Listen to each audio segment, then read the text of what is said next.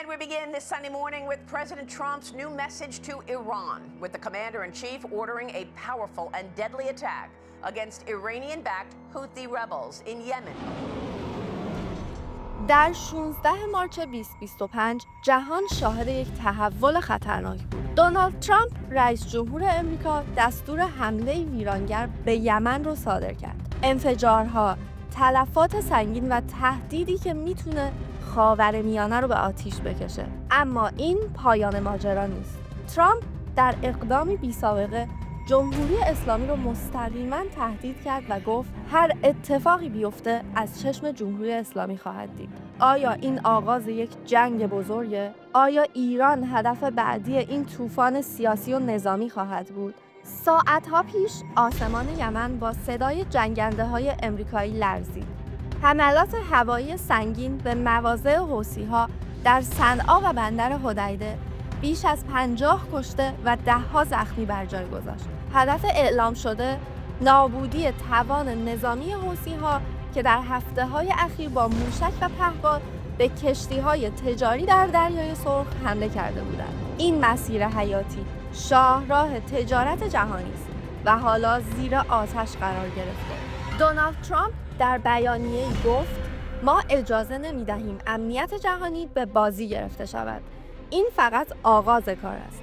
اما منابع محلی گزارش می‌دهند که میان کشته شدگان غیر نظامیان از جمله کودکان دیده می‌شوند. حوثی‌ها هم قول انتقام دادند و اعلام کردند که این حملات عزمشان را قوی‌تر کرده. این حمله یادآور تصمیمات جنجالی ترامپ در گذشته است، مثل ترور قاسم سلیمانی. آیا تاریخ در حال تکرار است؟ اما نقطه اوج این ماجرا تهدید مستقیم جمهوری اسلامی بود. ساعاتی پس از حمله، دونالد ترامپ در پلتفرم تروت سوشال نوشت هر حمله از یمن امضای جمهوری اسلامی را دارد. اگر یک سرباز امریکایی آسیب ببیند، جمهوری اسلامی بهای سنگینی خواهد پرداخت. این کلمات مثل رعد و برقی در آسمان منطقه بود.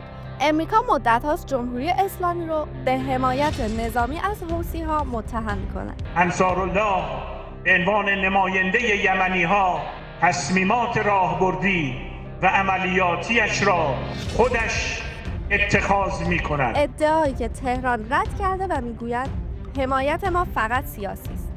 جمهوری اسلامی هم بی جواب نماند و سردار سلامی فرمانده سپاه پاسداران هشدار داد هر تهدیدی با پاسخ کوبنده روبرو خواهد شد. به همه دشمنان هشدار می‌دهم که ما هر تهدیدی را اگر جنبه عملی به خود بگیرد با واکنشی سرسختانه و قاطع و ویرانگر جواب خواهیم داد.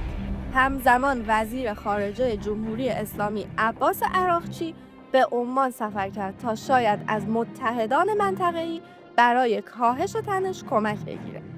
اما سوال اینجاست: آیا این تهدید فقط یک بلوف سیاسی است یا مقدمه‌ای برای یک رویارویی نظامی؟ خاورمیانه روی لبه پرتگاه ایستاده. حال به پرسش اصلی میرسیم: آیا امریکا به جمهوری اسلامی حمله خواهد کرد؟ بیایید سناریوها رو بررسی کنیم. نخست، احتمال حمله. دونالد ترامپ نشون داده که اهل عمله.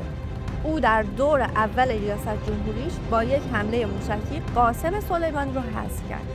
حالا با این حمله به یمن پیامی روشن فرستاده: من از زور استفاده میکنم. اگر حوثی‌ها دوباره دست به حمله بزنن، ممکنه کاخ سفید جمهوری اسلامی رو مقصر بدونه و مستقیم وارد عمل بشه. تصور کنید موشک‌های کروز، پایگاه‌های نظامی جمهوری اسلامی و شاید حتی تأسیسات هسته‌ای رو هدف قرار بدن. و اما سناریوی دوم، چرا ممکنه جنگی در کار نباشه؟